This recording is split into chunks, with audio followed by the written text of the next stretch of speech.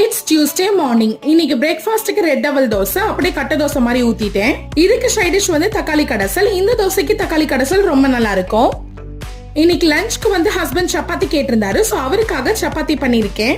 சப்பாத்திக்கு side dish என்னன்னு பாத்தீங்கன்னா பெப்பர் பன்னீர் பண்ணிருக்கேன். இன்னைக்கு நான் பெப்பர் பன்னீர் ட்ரை தான் பண்ணிருக்கேன். தேவைப்பட்ட இதுல கிரேவியும் பண்ணலாம். சப்பாத்திக்கு இது ரொம்ப நல்ல காம்போவா இருக்கும். நம்மளோட சப்ஸ்கிரைபர் ஒருத்தவங்க இதோட ரெசிபி கேட்டிருந்தாங்க. சோ கூடிய சீக்கிரம் போஸ்ட் பண்றேன்.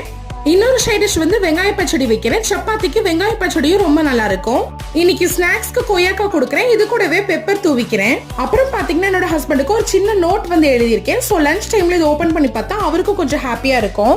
அப்புறம் இதை நாளா ஃபோல்ட் பண்ணி இந்த டேட் போட்டு பேக்ல வைக்கிறேன். இன்னைக்கான லஞ்ச் மெனு அவ்வளவுதான் ஃப்ரெண்ட்ஸ். இந்த வீடியோ உங்களுக்கு பிடிச்சிருந்தா சப்ஸ்கிரைப் பண்ணிக்கோங்க. தேங்க்யூ.